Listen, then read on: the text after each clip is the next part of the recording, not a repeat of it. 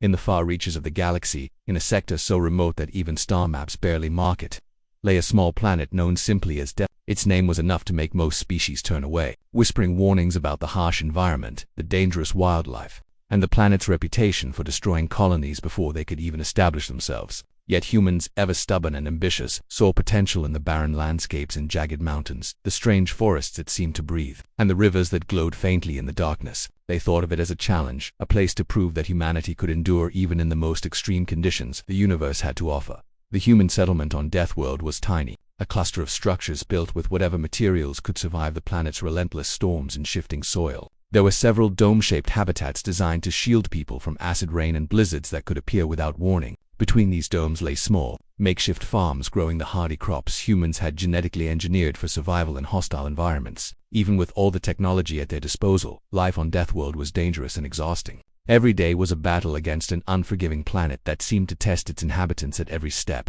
The settlers were not ordinary colonists. Most of them were pioneers who had volunteered for this mission, individuals driven by the promise of discovery, the thrill of adventure, or simply the hope of a new beginning far from overcrowded Earth colonies.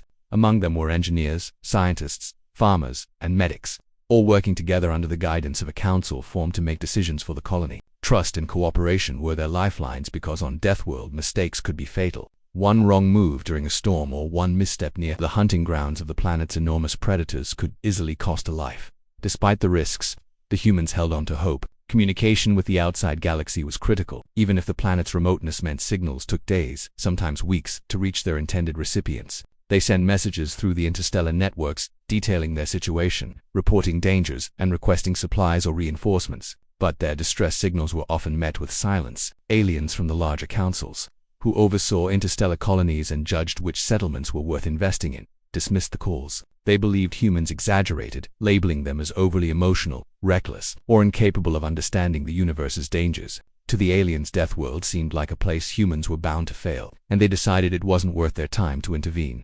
This dismissal created a quiet tension among the settlers. On one hand, they were proud of their independence. They had chosen to come to this planet knowing full well the risks. On the other hand, they couldn't help but feel frustration and sometimes fear when help failed to arrive. It was a strange mixture of pride and anxiety that hung over the colony. People often debated whether the human spirit and resilience were enough to survive without outside aid. Some thought they could thrive by sheer determination and clever use of resources. Others feared that the planet itself, relentless and indifferent, would eventually overpower even the strongest individuals. The landscape of Deathworld was as much an enemy as any predator. Mountains, jagged like shattered glass, rose against the horizon, creating shadows that shifted unpredictably with the planet's strange orbit. The forests were dense and dark, with trees that seemed to move subtly in ways that made navigation a constant challenge. Rivers and lakes emitted a faint luminescence at night, beautiful yet eerie, their waters laced with minerals toxic to most lifeforms. Even the sky had a strange, unsettling quality. Twin moons orbited the planet, sometimes casting pale light, sometimes disappearing behind thick clouds that brought storms capable of stripping the topsoil and flattening entire sections of the colony in hours.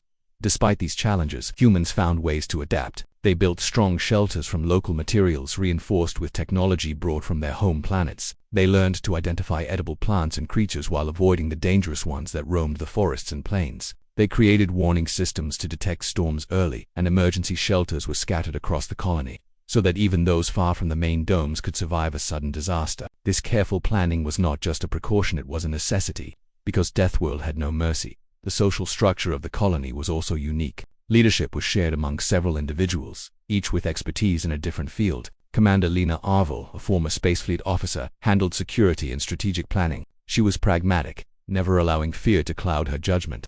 And she had earned the respect of everyone in the colony for her ability to make difficult decisions calmly. Scientists and engineers worked tirelessly to improve farming techniques, develop protective gear, and monitor the environment for any signs of changes that could threaten their survival. Medics trained in both human and alien medicine were on constant alert, aware that even minor injuries could turn fatal if untreated due to the planet's harsh conditions. The culture within the colony reflected the constant presence of danger. People were cautious but not timid, alert but not paranoid. Humor was a vital tool. Jokes about the odd creatures or the planet's strange weather helped relieve stress. Stories of survival, heroic deeds, and narrow escapes circulated among the colonists, creating a sense of camaraderie that strengthened their resolve. Everyone understood that survival on Deathworld was about more than just individual skill. It depended on collective effort, trust, and the ability to make quick decisive choices in life or death situations. One particularly interesting aspect of the colony was their approach to technology. While they relied on advanced tools for communication, agriculture, and protection,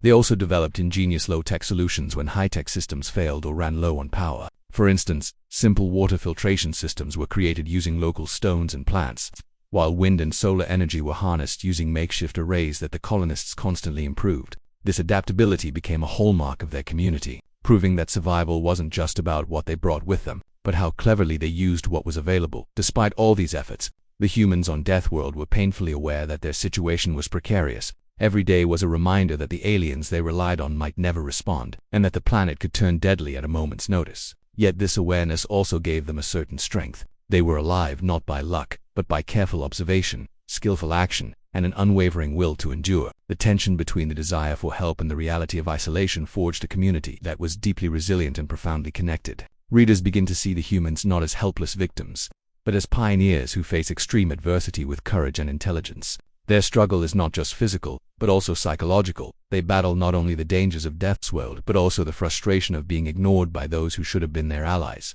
The combination of isolation, danger, and determination creates a compelling backdrop for the events to follow, setting the stage for the conflicts, challenges, and surprising interventions that will define the rest of the story. It is clear that the human colony on Deathworld is both fragile and remarkably strong. They are small in numbers, constantly tested by an indifferent planet, and dismissed by the wider galaxy. Yet they persist. Their survival depends on adaptation, cooperation, and a refusal to give up despite overwhelming odds. In this harsh corner of the universe, the stage is set for extraordinary challenges and even more extraordinary acts of courage, ingenuity, and resilience. Readers are left with a sense of tension, admiration, and anticipation, eager to see how these humans will face the trials ahead, knowing that their story is as much about the spirit of survival as it is about the perils of a planet that seems determined to defeat them. Life on Deathworld was far from easy, yet the human colonists had carved out a way to survive. The initial days after landing had been chaotic, filled with mistakes, accidents, and startling encounters with the planet's deadly creatures. But over time, the settlers learned to adapt. By this phase of their story, the colony had become a delicate balance of routines, vigilance, and cooperation, where every individual's actions mattered and the environment constantly reminded them that complacency could be fatal. The colony consisted of several domed structures that served as living quarters, research labs, and storage units. The domes were designed to withstand acid rain and violent storms, but even the best technology could only offer partial protection. The settlers had to constantly repair and reinforce their habitats. Walls were patched, air filters cleaned, and energy systems maintained, often under conditions that tested their endurance. Outside the domes, the terrain was unforgiving. Sharp rocks, toxic plants, and the constant hum of unseen predators created an atmosphere of tension. Every excursion beyond the safety of their structures was approached with careful planning and a healthy dose of fear. Food was a central concern. The settlers had brought genetically modified crops that could grow in Deathworld's harsh soil, but even these required careful attention. Water was scarce, and the colonists had to collect and purify it from the planet's streams and underground reservoirs. Every plant, every drop of water, and every small animal that could be hunted was precious. Children, if there were any in the settlement, were taught from a young age about which plants were safe to eat, which areas of the forests to avoid, and how to recognize the signs of approaching predators. Survival education was as important as any formal schooling. It was a matter of life and death. The colonists themselves formed a close-knit community because their survival depended on it. Unlike larger colonies on more forgiving planets, they could not afford to live in isolation. Every task, from farming to building repairs to security patrols, required teamwork. Conflicts were inevitable, but they were tempered by the awareness that personal grudges could cost lives. Arguments were often brief and practical, resolved quickly because every person had a role to play and there was no room for prolonged disputes. Commander Lena Arville ensured that the colony operated like a well-oiled machine, each person understanding their responsibilities and the importance of maintaining discipline in such a hostile environment. Security was a constant concern. Deathworld was not just harsh because of its weather or terrain. It was alive with predators unlike anything the humans had encountered before. Some were massive, with armored hides and claws capable of tearing through metal. Others were smaller but cunning, hunting in packs and using the terrain to their advantage. The colonists had set up warning systems, motion sensors, sound detectors, and tripwires around the perimeter, but these were only partially effective. The humans had learned the hard way that the planet's creatures were intelligent in their own way, often testing the colony's defenses and adapting quickly. Nighttime was especially dangerous as many predators were nocturnal. People rarely ventured out alone after dark, and even routine patrols were carried out in teams, heavily armed and alert. Despite these dangers, life had a rhythm. Mornings were spent repairing equipment, tending to crops, or preparing supplies for exploration missions. Afternoons involved scientific research, studying the planet's flora and fauna to understand its ecosystem. The humans were curious, as well as practical. Every new observation could be the difference between life and death, whether it revealed a new edible plant, an environmental hazard, or a pattern in predator behavior. Research was not just about knowledge, it was about survival. Communication remained a critical issue. The humans frequently sent distress signals to the interstellar authorities, hoping for support, supplies, or guidance. But these messages often went unanswered. The aliens in the galactic councils considered the humans a minor species, their struggles inconsequential in the larger scheme of interstellar politics. This constant dismissal created a mixture of frustration and determination among the colonists. They knew they could not rely on external help, and so they focused on self-sufficiency, developing plans and contingencies to survive entirely on their own if necessary. Within this structure, the relationships among colonists were vital. Trust and loyalty were not just social niceties, they were practical necessities. People depended on one another for safety, emotional support, and decision. Commander Arvel, as the colony's leader, often mediated disputes, provided guidance, and ensured that resources were distributed fairly. She had earned the respect of everyone through her decisive action during crises, and while some may have disagreed with her methods, no one questioned her dedication to the colony's survival. Technology played a dual role. The colonists relied on advanced devices for communication, energy generation, and environmental monitoring, but they also developed low-tech solutions to complement or replace systems when they failed. Water purification, energy collection, and emergency shelters often relied on ingenuity and adaptation rather than pure technology. For instance, makeshift wind turbines constructed from local materials supplemented their solar panels, and natural caves or rock formations were incorporated into defensive strategies. This blend of high-tech and low-tech solutions was a hallmark of their early situation, reflecting both human innovation and the reality of operating on a planet that challenged every assumption about survival. The psychological strain of life on Deathworld was significant. People faced constant uncertainty, from unpredictable weather to dangerous wildlife and the knowledge that they were largely ignored by the wider galaxy. Anxiety, fear, and exhaustion were everyday companions. To cope, the colonists relied on routines, humor, storytelling, and camaraderie. Even small victories, a new crop thriving, a predator repelled, or a storm survived, were celebrated because they reinforced the sense of agency and control over an environment that was otherwise unforgiving. One of the colony's most remarkable adaptations was their approach to exploration. Teams were sent into the surrounding forests, mountains, and rivers not only for resources but also to map and understand the terrain. These missions were dangerous, often requiring quick thinking, stealth, and careful observation. Maps were constantly updated based on these excursions, creating a shared knowledge base that allowed the colony to anticipate natural hazards and predator behavior. Exploration was a high-risk, high-reward activity, and those who returned brought not just resources but critical intelligence about the planet. Education was also adapted to the environment. Children and young adults were trained in survival skills from an early age. They learned to recognize safe food sources, navigate dangerous terrain, identify predator behavior, and understand the colony's technological systems. Survival drills were routine, ensuring that even in emergencies, the young colonists could contribute to the community's safety. Knowledge became both a weapon and a shield, empowering the colonists to face a planet that offered no mercy. The early situation also revealed the psychological resilience of the settlers. Facing constant danger and isolation, they developed coping mechanisms that blended discipline, creativity, and emotional intelligence. They supported one another, shared responsibilities, and celebrated moments of human triumph, however small. Humor was a particularly effective tool, used to relieve stress and maintain morale. Jokes about the oddities of Deathworld, the bizarre behavior of creatures, and the quirks of human survival created bonds that were as critical as any defensive system or fortified dome. This phase of life emphasized the human capacity for adaptation. The settlers were forced to innovate, make difficult decisions, and remain vigilant at all times. They were aware that every action, every choice, could have life or death consequences. The environment was both teacher and adversary, presenting lessons in patience, observation, and resilience. Mistakes were costly, but each one provided valuable knowledge, gradually shaping a community capable of surviving in a way that outsiders might have thought impossible. The early situation had established the colony's identity, a small, isolated group of humans, resilient and resourceful, thriving under extreme pressure. They had learned to navigate the planet's dangers, maintain order, and build a functioning society, despite neglect from the wider galaxy. The settlers were no longer simply trying to survive, they were learning to thrive within the constraints imposed by death. Their routines, systems, and relationships all reflected the hard-earned wisdom of living in a place that demanded constant attention and effort. Asterisk readers can see the full scope of human adaptation and resilience. The colony is not just surviving by chance. It is thriving because of human ingenuity, cooperation, and determination. The early situation establishes the baseline from which later conflicts, challenges, and dramatic events will arise. It shows the daily life, the challenges, the victories, and the strategies of the settlers, giving the audience a clear sense of what is at stake and what kind of people inhabit this hostile planet. The foundation for the rising conflict is laid, that humans have achieved a delicate stability, but it is clear that danger is always near. Every storm, every predator, and every external threat serves as a reminder that this hard-earned balance could be disrupted at any moment. The early situation sets the stage for the trials ahead, highlighting the colonists' strengths, their vulnerabilities, and the stakes that make every decision crucial for their continued survival. The audience understands that Deathworld is more than just a backdrop, it is an active participant in the story. Its challenges shape the characters, influence the colony's culture, and dictate the rhythms of daily life. The humans are small in number but mighty in spirit, creating a vivid picture of resilience, adaptability, and the unyielding will to survive against overwhelming odds.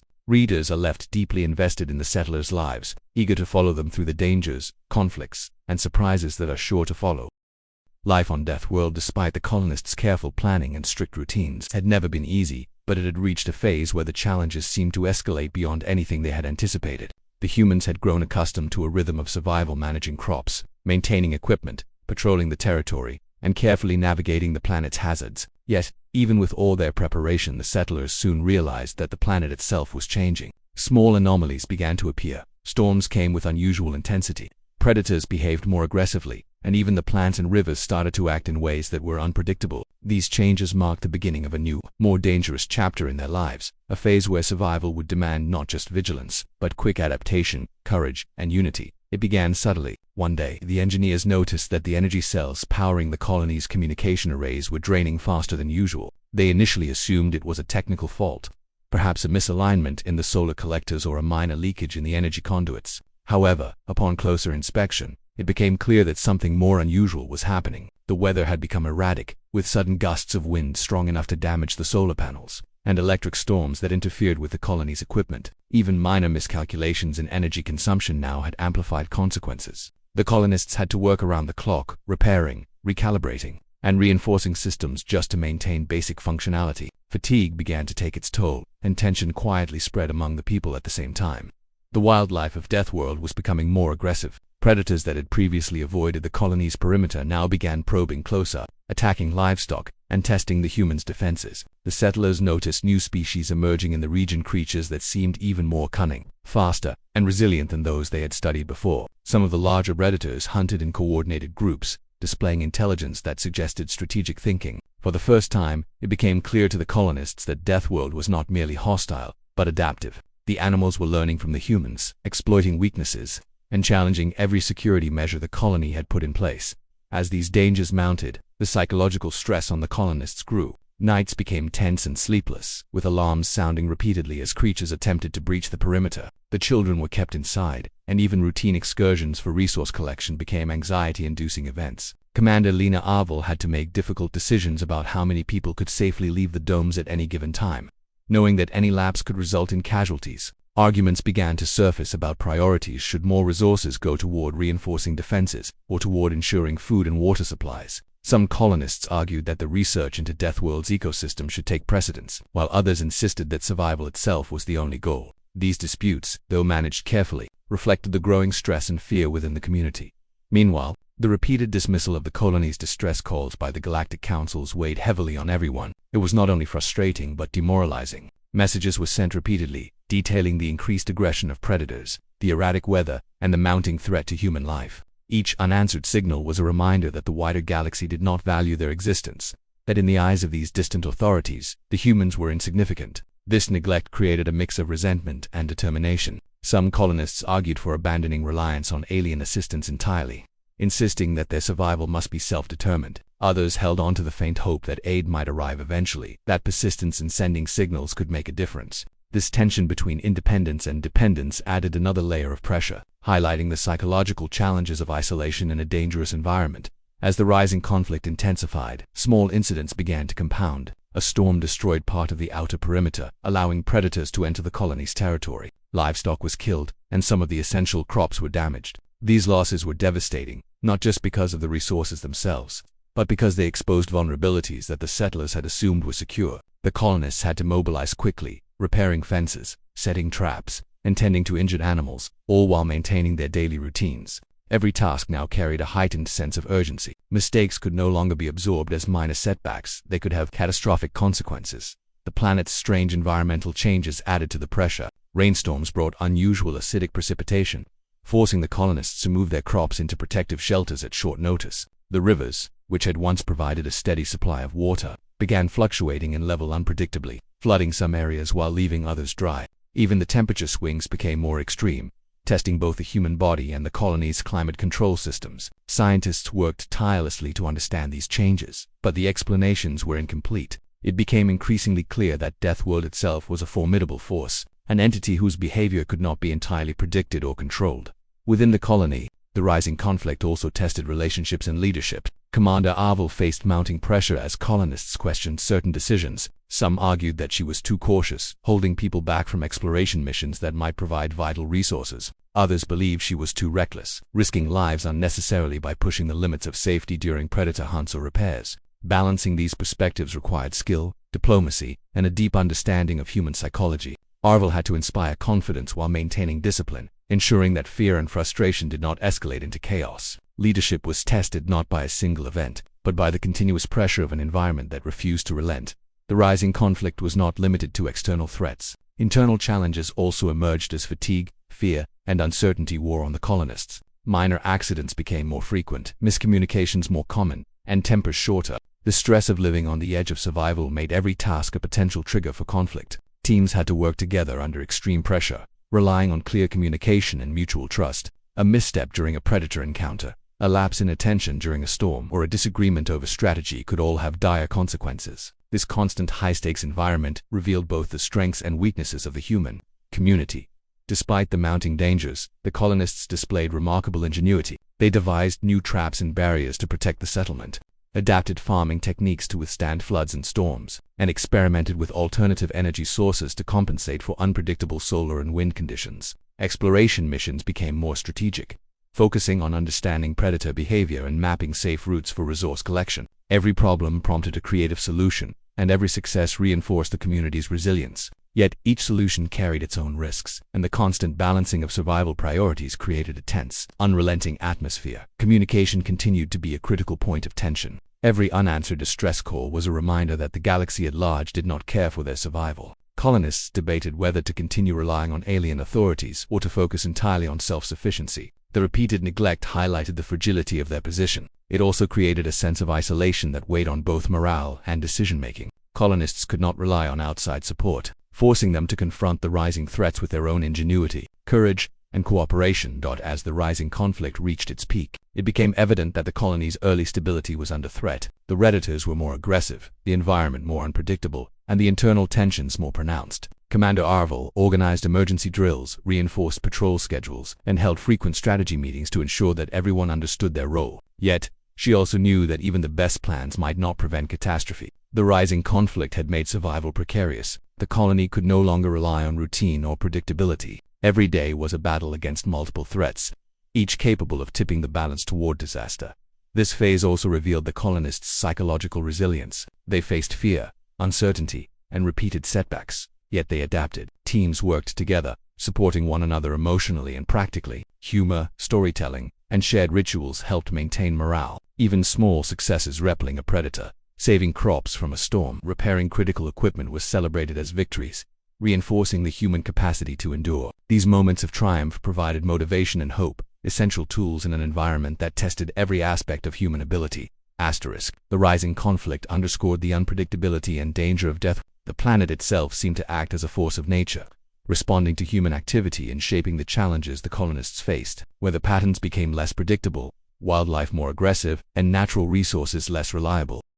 The humans could no longer rely solely on preparation and routine. They had to be adaptive, flexible, and constantly alert. Every day presented new tests, and every action carried weighty consequences. The rising conflict had transformed the colony from a community maintaining a fragile stability into one facing relentless pressure on multiple fronts. External threats from the environment and wildlife, combined with internal tensions and the isolation imposed by a dismissive galaxy, created a complex web of challenges. The settlers had to confront their limits, test their ingenuity, and strengthen their bonds to survive. The stage was set for a breaking point, where the accumulated pressures would demand extraordinary courage, decisive action, and perhaps even sacrifice. Readers see the escalation of danger, the testing of human resilience, and the deepening of character dynamics. The rising conflict illustrates that survival on Deathworld was not a static challenge but an evolving struggle, where adaptation, cooperation, and ingenuity were the keys to endurance. The humans were no longer simply surviving, they were actively engaged in a continuous battle, one that would push them to their limits and prepare them for the extraordinary trials that lay ahead. The rising conflict makes it clear that Deathworld is more than just a setting.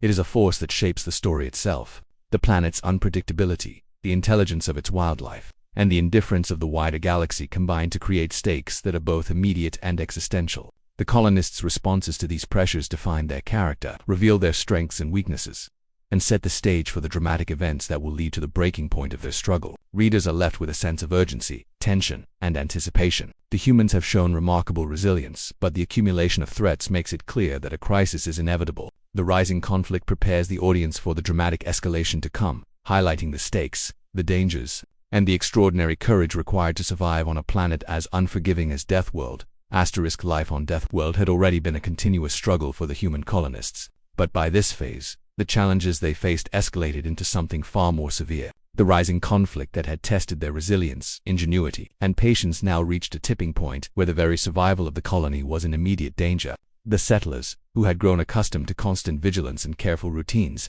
suddenly found themselves overwhelmed by circumstances that could not be fully controlled or predicted. This phase marked the breaking point, where the pressures of environment, wildlife, internal tensions, and isolation collided, demanding extraordinary courage and decisive action from every member of the colony.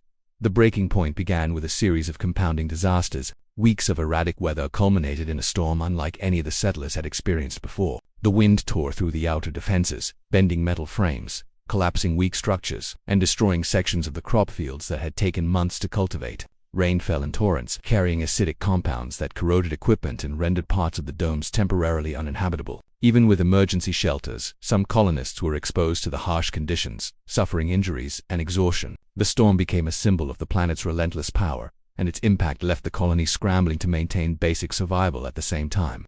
The predators of Deathworld seemed to sense vulnerability. The previously cautious creatures now attacked in unprecedented numbers, emboldened by the damage to the colony's defenses. Packs of large predators breached outer fences, raiding storage units, killing livestock, and even threatening the humans directly. Smaller, more intelligent creatures infiltrated the perimeter under the cover of darkness, exploiting gaps left by the storm's destruction. The colonists, who had once relied on routine patrols and motion sensors to keep these threats at bay, now found themselves fighting in a chaotic, unpredictable battle. Every person was needed, and every mistake could be fatal. The combination of environmental disaster and aggressive wildlife created an immediate and tangible sense of crisis. Commander Lena Arvel had to make split-second decisions that would determine who survived and who did not. She coordinated defense teams to repel the predators while simultaneously organizing emergency repairs to critical infrastructure. Some colonists were sent to gather damaged energy cells and fuel, while others tended to injured comrades and livestock. The colony's resources were stretched thin,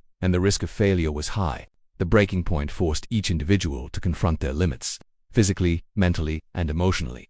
The psychological toll was immense. Fear and exhaustion became pervasive, and even the most experienced settlers felt the strain. Some panicked, running toward danger or making rash decisions that put themselves and others at risk. Others withdrew, unable to face the chaos. Commander Arvel's leadership was tested as never before. She had to maintain authority while simultaneously supporting her people, calming those who were terrified, and motivating those who were on the verge of giving up. The stress of command weighed heavily on her, yet she remained focused, knowing that any hesitation or misjudgment could cost lives. One of the most difficult decisions came when the predators breached a section of the colony where weaker, injured, or older colonists were sheltering. Arvel faced a choice that no leader ever wants to make: attempt a risky rescue that could endanger even more people, or focus on saving those most likely to survive. She weighed the risks carefully, consulting her team and considering every possible scenario, but ultimately, some sacrifices became unavoidable. These moments underscored the human costs of survival on Deathworld, the harsh reality that, even with courage and skill, not everyone would make it through unscathed. As the crisis continued, communication with the outside galaxy remained silent. The colonists had sent multiple distress signals during the escalating conflict, detailing the intensity of the storm, the increasing aggression of predators, and the urgent need for assistance. Yet, once again, the interstellar authorities ignored their pleas. This dismissal reinforced the isolation of the colony and intensified the pressure on the humans to rely entirely on themselves. The breaking point was not just a battle against the planet and its creatures, but also against the feeling of abandonment, the sense that the wider universe did not care for their survival. Resource management became a critical and immediate concern. The storm had destroyed sections of the food supply, damaged water purification systems, and disrupted energy production. Every decision about resource allocation became a matter of life and death. The colonists had to prioritize who received medical attention, how to ration water and food, and which sections of the colony could be defended or repaired first. Even minor errors in judgment could have catastrophic consequences. The breaking point forced them to confront not only external threats but also the logistical challenges of survival under extreme duress. The unity and cooperation of the colony were tested to their limits. Teams had to work in dangerous conditions, coordinating repairs, defending the perimeter, and rescuing injured members. Trust and communication were essential, yet the stress and fatigue made misunderstandings more likely. Every colonist had to overcome fear and focus on collective goals rather than personal safety. Acts of bravery, quick thinking, and selflessness became the defining traits of those who survived this intense period. The breaking point revealed the best and worst in people, showing both extraordinary courage and the vulnerabilities inherent in extreme conditions. Despite the chaos, the colonists demonstrated remarkable ingenuity. Improvised barriers were erected to slow predator advances, energy grids were rerouted to maintain critical systems, and makeshift shelters were constructed to protect the most vulnerable. Even the smallest solutions, a repaired fence, a reinforced dome wall, or a strategically placed trap, could make the difference between life and death. The breaking point highlighted human adaptability, showing that survival depended not just on strength or numbers, but on intelligence, creativity, and collaboration under pressure. The environmental hazards continued to compound the crisis. Landslides blocked pathways, floods washed away essential supplies, and the storm's aftereffects left debris strewn across critical areas of the colony. Every step outside a dome required careful planning, protective gear, and coordinated action. The colonists learned to move quickly, silently, and strategically, often in pairs or small groups, understanding that any misstep could be fatal. The breaking point emphasized the fragility of life on Deathworld and the constant need for vigilance, skill, and courage. Emotionally, the colony faced the breaking point together. Grief over lost animals, damaged equipment, and injured comrades was tempered by determination and mutual support. Colonists comforted one another, shared burdens, and celebrated small victories amidst the chaos. Humor, storytelling, and communal rituals remained important tools for maintaining morale. These acts of solidarity reinforced the bonds within the colony, creating a sense of shared purpose that was essential for facing the extreme pressures of this phase. The breaking point also revealed the importance of leadership and decision-making under pressure. Commander Arvel's choices determined not only immediate survival but also the longer-term resilience of the colony. She had to anticipate predator behavior, predict environmental hazards, allocate resources efficiently, and maintain morale, all while ensuring that no individual or team acted recklessly. Her leadership was both tested and proven, showing that in moments of crisis, effective guidance, experience, and calm decisiveness could mean the difference between survival and disaster. As the breaking point reached its climax, the colony faced multiple simultaneous threats: aggressive predators inside the perimeter, unstable structures, dwindling food and water, and the ongoing environmental hazards. The settlers had to coordinate their efforts with precision, balancing offensive and defensive actions, allocating personnel strategically, and responding to emergencies in real time. Every member of the colony was engaged in critical tasks, aware that failure in even one area could endanger everyone. The intensity of the situation created a heightened sense of urgency, adrenaline, and focus that defined the breaking point. Amidst this chaos, remarkable acts of bravery emerged. Colonists risked their lives to rescue injured comrades, repair breached structures, and fend off predator attacks. These actions demonstrated both individual courage and collective solidarity. Even in the face of extreme fear and exhaustion, the humans found ways to act decisively and effectively, reinforcing the central theme that survival depended not just on resources or technology, but on human will, ingenuity, and cooperation. The breaking point had exposed the vulnerabilities and strengths of the colony in equal measure. The environment had demonstrated its power. The predators had shown their intelligence and adaptability, and the isolation imposed by a dismissive galaxy had become painfully clear. Yet, despite the overwhelming odds, the colonists had survived through determination, skill, and teamwork. This phase marked a critical turning point in the story, setting the stage for the resolution that would follow, where the consequences of their actions, the lessons learned, and the potential for survival beyond immediate danger would come into focus. The breaking point illustrated the raw intensity of life on Deathworld. It was a phase where planning and preparation collided with chaos, where courage and fear existed side by side, and where every decision could have profound consequences. The colonists were pushed to their physical, mental, and emotional limits, revealing the depth of their resilience and adaptability. Readers witnessed the tension, drama, and suspense of this phase, understanding the stakes, empathizing with the characters, and becoming fully invested in the outcome. The breaking point emphasizes the theme of survival against overwhelming odds. The humans face extreme environmental hazards, aggressive predators, dwindling resources, and psychological stress, yet they persevere. The actions taken during this phase improvise defenses, coordinated rescues, strategic decision-making, and acts of bravery demonstrate the combination of skill, ingenuity, and human spirit that defines the colony. The breaking point sets the stage for the next phase, where resolution and intervention will bring clarity, consequences, and hope for the future of the settlers. Readers understand that survival on Deathworld is not a simple challenge but a continuous struggle requiring adaptability, courage, and unity. The breaking point reveals the stakes at their highest, the characters at their most tested, and the environment at its most dangerous. It leaves the audience with a sense of suspense, anticipation, and admiration for the human spirit, fully engaged with the story as it moves toward resolution and reflection. After weeks of relentless struggle, the human colony on Deathworld had finally reached a turning point. The storms had subsided, the predators were momentarily repelled, and the immediate chaos that had threatened to destroy the settlement was beginning to stabilize. Yet, the victory was not the result of external aid or the mercy of the planet, but of the colonists' own courage, ingenuity, and perseverance. The resolution of this phase revolves around how the settlers, having endured near impossible circumstances, managed to regain control of their environment, repair their systems, and secure a measure of safety that would allow them to rebuild and plan for the future. The first step in resolving the crisis involved assessing the damage caused by the storm and the predator incursions. Domes had collapsed, storage facilities were destroyed, and the perimeter defenses were severely weakened. Commander Lena Arvel organized teams to survey the damage and prioritize repairs. Some colonists were tasked with shoring up damaged domes to ensure that living spaces remained habitable, while others focused on restoring energy supplies, water systems, and communication arrays. The work was grueling and dangerous, as sections of the colony were unstable and predators were still nearby. But the humans approached it. The resolution began with action, identifying what could be saved, what had to be rebuilt, and how to allocate limited resources to maximize survival.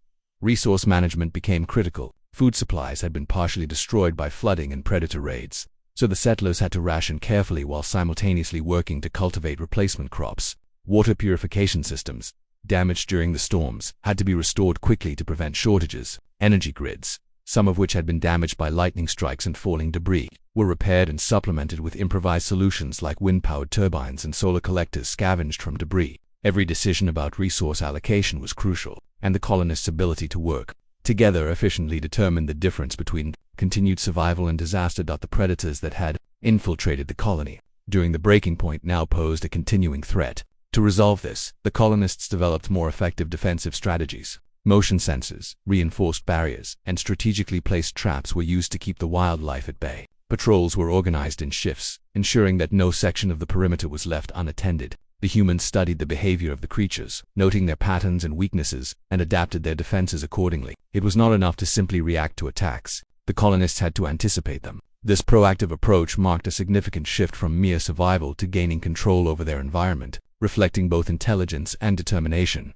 During this resolution phase, unexpected assistance arrived from an unlikely source. A faction of independent alien mercenaries, known as the Voidwardens, had been monitoring the colony's distress signals privately. Unlike the official galactic councils that had dismissed the settlers' pleas, the Voidwardens saw potential in the humans' resilience and determination. They arrived in small ships, equipped with advanced weaponry and protective technology, ready to aid the colonists in repelling the most aggressive predators and stabilizing the settlement. Their arrival was both surprising and transformative, providing the extra support needed to consolidate the colony's defenses and begin more ambitious rebuilding efforts. The collaboration between humans and the Voidwardens became a turning point in the resolution process. The mercenaries shared their expertise in advanced defense tactics, predator behavior, and environmental management, while the colonists contributed their deep knowledge of the local terrain, resource locations, and survival strategies. Together, they coordinated efforts to secure the perimeter, rebuild damaged infrastructure, and restore essential systems. This cooperation highlighted a central theme of the story, that survival often depends on alliances and the willingness to work together,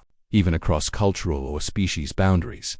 Rebuilding the colony was a monumental task. Structures that had collapsed were reconstructed using a combination of salvaged materials and alien technology.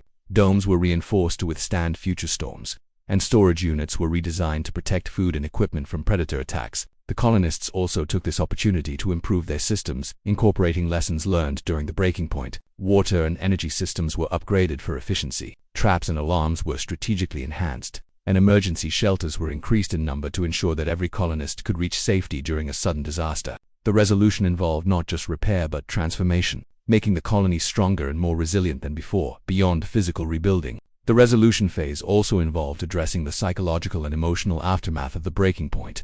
Colonists had endured fear, exhaustion, and loss, and maintaining morale was crucial. Commander Arvel and other leaders organized debriefing sessions, shared stories of courage and survival, and encouraged community rituals to restore a sense of normalcy. Humor and camaraderie returned as essential tools, helping colonists to process trauma and regain confidence in their ability to thrive. The resolution was as much about emotional recovery as it was about physical reconstruction. One of the most significant aspects of the resolution was the re-evaluation of communication strategies. While the official galactic authorities had ignored previous distress signals, the colonists now worked with the Voidwardens to establish more reliable long-distance communication. Advanced alien technology allowed them to send encrypted, high-priority messages that would reach allies more efficiently in the future. This development reduced the isolation that had compounded the colony's challenges and provided a sense of security. If future crises arose, they would no longer face them entirely alone. The resolution phase also emphasized the value of knowledge gained through adversity. The colonists analyzed predator behavior, weather patterns, and environmental changes, using this information to anticipate future challenges. Scientific teams conducted detailed studies of plants, water sources, and terrain, ensuring that lessons learned during the breaking point were incorporated into long-term survival strategies. Knowledge became a form of power, allowing the colonists to regain control over aspects of their environment that had previously seemed unpredictable or hostile. During this period, individual acts of bravery and skill continued to define the colony's identity. Colonists who had risked their lives to rescue others or repair critical systems were recognized and celebrated, reinforcing the culture of courage, mutual respect, and dedication. The Voidwardens, impressed by human ingenuity and resilience, expressed admiration for the settlers' ability to adapt and survive in a hostile environment. These acknowledgments strengthened the bonds within the colony and highlighted the importance of both individual contributions and collective effort in achieving resolution. The environmental hazards of death, while still dangerous, became more manageable as the colony applied lessons learned during the breaking point. Storm shelters were improved, early warning systems for predators were refined, and crops were strategically relocated to areas less prone to flooding or toxic runoff. By integrating observation, adaptation, and proactive planning, the humans were able to mitigate the planet's most immediate threats. The resolution phase was defined by the transition from reaction to preparation, from survival to resilience. Another critical element of the resolution was planning for the future. The colonists recognized that Deathworld would always be unpredictable, and that survival depended on long-term strategies. Teams were established to monitor weather patterns, map predator territories, and maintain essential systems proactively. Educational programs for younger settlers emphasized survival skills, environmental awareness, and the importance of teamwork. The resolution was not just about returning to a stable state, it was about creating a sustainable framework that would allow the colony to endure and even thrive despite the planet's inherent dangers. The presence of the Voidwardens also introduced the possibility of alliances beyond the immediate crisis. With their advanced technology, experience in hostile environments, and willingness to share knowledge, they provided a new layer of security and potential collaboration. The humans realized that survival in the galaxy often required building connections, even with beings who might initially seem strange or distant. The resolution phase, therefore, was not just about overcoming immediate danger, but also about expanding the colony's understanding of how to navigate the broader universe and form strategic partnerships. Emotionally and socially, the colony emerged stronger. Shared adversity had forged bonds of trust, mutual respect, and collective identity. Conflicts that had arisen during the breaking point were addressed through dialogue and cooperation, reinforcing the importance of community cohesion in maintaining survival. The resolution highlighted not only practical strategies but also the human capacity for empathy, leadership, and shared responsibility. The colonists were no longer simply individuals struggling to survive, they were a community united by experience, strengthened by adversity, and prepared for future challenges. The colony had regained a measure of control over death. The immediate threats had been neutralized or mitigated. Infrastructure had been repaired and improved, and the settlers had developed a clear understanding of their environment. Communication, defense, resource management, and morale had all been addressed. providing a stable foundation for the next stage of their story. The resolution marked a transition from chaos to stability, from fear to confidence, and from reaction to proactive preparation. Readers witnessed the culmination of human ingenuity, courage, and resilience. The resolution emphasizes that survival is not solely about avoiding danger, but about learning from adversity, working together, and building a sustainable system capable of withstanding future challenges. It highlights the importance of strategic thinking, resourcefulness, and emotional strength, as well as the value of alliances and collaboration in overcoming obstacles that are larger than any individual or small group could face alone. The resolution also sets the stage for reflection and long-term growth. The colonists now have the opportunity to look back on their struggles, understand the lessons they have learned, and prepare for the uncertainties that lie ahead. By combining practical survival strategies with emotional recovery and community building, they have transformed a moment of near destruction into an opportunity for improvement, resilience, and hope. It is clear that the human colony is stronger, wiser, and better prepared than before. They have faced overwhelming odds, endured tremendous hardship, and emerged with both practical solutions and a renewed sense of purpose. The resolution of this story phase demonstrates that even in the harshest environments, human determination, ingenuity, and cooperation can turn near catastrophe into a platform for survival and growth.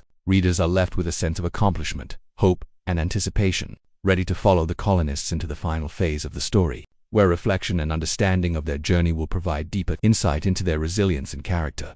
The battle for survival on Deathworld had ended, and for the first time in what felt like months, the human colonists could breathe a little easier. The storms had subsided, the predators had been pushed back or contained, and the colony itself was standing stronger and more organized than before. Yet, the aftermath of such a prolonged and intense struggle was more than just physical. It was a time for reflection, for understanding the lessons learned, and for assessing how far they had come. This phase was not about immediate survival anymore, but about what it meant to continue living, thinking, and planning on a planet that had tested them to the very limits of endurance. In the aftermath, the first priority was evaluating what had been lost and what had been saved.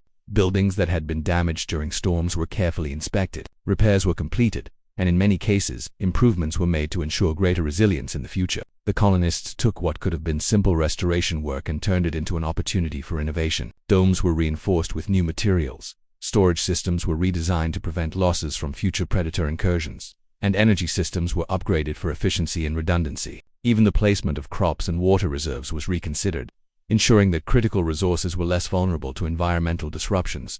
Food and water were crucial in this phase. The storms and predator attacks had reduced supplies, and colonists had to plan carefully to restore stability. Rationing was gradually eased as new crops began to thrive in improved conditions and water purification systems were repaired. The settlers worked together to optimize the use of their resources, combining practical skills with the lessons they had learned during the crisis. It was clear that survival on Deathworld required not just courage, but continuous learning, adaptation, and foresight. Every resource was precious, and how it was managed reflected both immediate need and long-term strategy. Beyond physical repairs, the aftermath emphasized emotional recovery. The colonists had endured immense stress, fear, and loss, and they had to confront the psychological effects of their experiences. Many held private grief for animals or comrades lost during the breaking point, while others faced lingering anxiety about the unpredictability of death. To address this, the community focused on restoring routines, re-establishing social activities, and encouraging interaction. People shared stories, celebrated small victories, and honored acts of bravery. These actions were not merely symbolic, they played a critical role in rebuilding morale, reinforcing communal bonds, and helping individuals process trauma. The emotional aspect of recovery was just as vital as the physical, and the settlers understood that the two were deeply interconnected. The presence of the void. The alien mercenaries who had intervened during the crisis continued to influence the aftermath. They assisted in repairing the colony, provided guidance on predator behavior, and helped optimize defense systems. More importantly, they offered a new perspective to the colonists that not all beings in the galaxy were indifferent or dismissive. Alliances could exist outside formal structures, and mutual respect and collaboration were possible even between very different species. The interactions with the Void Wardens allowed the humans to reflect on their place in the wider universe, considering both the opportunities and challenges that came with survival on a remote, hostile planet. Reflection also led to new insights about their own resilience. Each colonist had faced fear, danger, and uncertainty, and yet they had endured. They had acted decisively under pressure, improvised solutions to unforeseen problems, and supported one another despite exhaustion and risk. The collective experience revealed the depth of human ingenuity and adaptability. Lessons learned from predator encounters, environmental hazards, and system failures were carefully documented, becoming a knowledge base for future generations of settlers. This phase of reflection emphasized that survival was not just a series of reactive measures but a continuous process of understanding, learning, and preparing for future challenges. The settlers also reflected on the isolation they had experienced, repeatedly ignored by the galactic authorities. They realized that they could not rely on distant powers for help. This understanding transformed their perspective on independence and self-sufficiency. They had been forced to make decisions without guidance, act without external support, and take responsibility for the outcomes. While this isolation had been terrifying, it had also strengthened their problem-solving skills, resilience, and sense of community. Reflection allowed the colonists to appreciate that, despite being small and seemingly insignificant in the eyes of the wider galaxy, their efforts and determination had made a tangible difference in their own survival. One of the most profound reflections involved leadership. Commander Lena Arvel's role had been central throughout the crisis, and the aftermath provided an opportunity to evaluate her decisions and strategies. Her ability to balance risk with caution, maintain discipline, and motivate the colonists had been critical to survival. The settlers recognized the importance of leadership that was calm, decisive, and empathetic. Arvel herself reflected on the challenges she had faced, the decisions that had weighed heavily on her conscience, and the ways in which collaboration and trust had shaped successful outcomes. Leadership, she realized, was not simply about authority but about guidance, support, and empowering others to act effectively in extreme conditions. The aftermath also fostered a sense of appreciation for the community itself. Colonists recognized the value of teamwork, mutual trust, and shared responsibility. Individuals who had previously been quiet or reserved had emerged as heroes, contributing critical knowledge, courage, and skill when it mattered most. These experiences reinforced the importance of recognizing and nurturing the strengths of every member of the community. Reflection allowed the humans to see that survival was never a solitary endeavor. It was a collective achievement built on interdependence, communication, and collaboration. Another significant aspect of this phase was the evaluation of technology and infrastructure. Systems that had failed during the breaking point were analyzed to understand vulnerabilities and prevent future issues. Colonists improved energy networks, communication arrays, water purification systems, and defensive structures. They experimented with new methods, combining human ingenuity with knowledge gained from the void. The aftermath highlighted that technology alone was not sufficient. Human judgment, creativity, and adaptation were essential to effectively use available tools. Every improvement made during this phase strengthened the colony's ability to withstand future challenges. Reflection also extended to understanding the natural environment of Death. The colonists realized that the planet's hazards were not random but part of a complex and adaptive ecosystem. Predators, storms, and environmental anomalies could be anticipated, to some degree, through careful observation and study. The settlers developed monitoring protocols, mapping territories, and tracking behavioral patterns. By combining experience with scientific observation, they gained a deeper understanding of the planet, transforming it from a seemingly chaotic threat into a challenge they could study, predict, and mitigate. This newfound knowledge became a source of confidence and empowerment. The human experience on Deathworld also prompted philosophical reflection. Colonists considered the meaning of survival in such an extreme environment, the fragility of life, and the importance of courage and resilience. They thought about the nature of cooperation, the value of trust, and the power of determination. Reflection revealed that survival was not just a matter of physical endurance but of psychological strength, moral choices, and the ability to act effectively in the face of overwhelming odds. Each colonist carried these insights, which would influence both their individual lives and the collective culture of the colony for years to come. Community rituals, celebrations, and storytelling became central to the aftermath. People shared their experiences, recounted moments of bravery, and remembered losses. These acts of reflection reinforced the bonds between colonists, creating a shared narrative that strengthened identity and purpose. Humor, once a simple coping mechanism, became a way to process trauma, celebrate survival, and maintain morale. The community's collective memory of the breaking point and the resolution became a source of pride, resilience, and guidance for future challenges. The aftermath also brought an opportunity to plan for expansion and long-term sustainability. Colonists began exploring nearby areas for additional resources, mapping safer routes, and identifying locations for new shelters and farms. They considered strategies for future predator encounters and developed contingency plans for extreme weather. Reflection allowed them to transition from reactive survival to proactive planning, creating a framework for growth, security, and adaptability in the long term. Education and knowledge transfer became key priorities. Experienced colonists trained newcomers in survival skills, environmental awareness, and emergency protocols. Scientific observations made during the crisis were documented and shared, ensuring that the lessons learned were preserved. Reflection helped establish a culture of preparedness, curiosity, and adaptability, ensuring that future generations would benefit from the experiences and wisdom gained during the breaking point in resolution.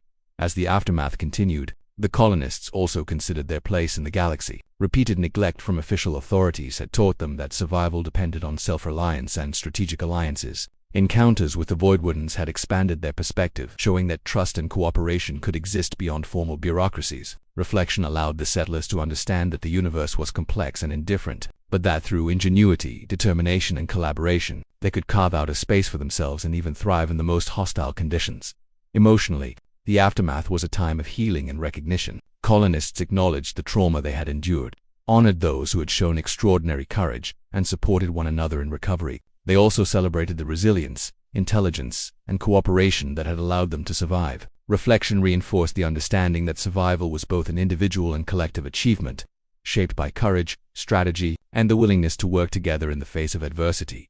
The human colonists had emerged transformed. The experiences of Deathworld, the storms, predators, isolation, and near-catastrophic events had reshaped their skills, their perspective, and their community. They were no longer merely survivors. They were a stronger, wiser, and more resilient society capable of facing future challenges. Reflection allowed them to understand the value of every lesson learned, every act of courage, and every collaborative effort. It also prepared them emotionally, socially, and strategically for the ongoing challenges of living on a planet as unforgiving as Deathworld. In conclusion, the aftermath and reflection phase emphasizes that survival is more than enduring immediate threats. It is about understanding experiences, learning from adversity, strengthening communities, and planning for the future. The colonists' journey illustrates human ingenuity, adaptability, courage, and the importance of cooperation. They have faced extraordinary danger and emerged with both practical solutions and profound insights about themselves, their environment, and their place in the universe. This phase leaves readers with a sense of closure,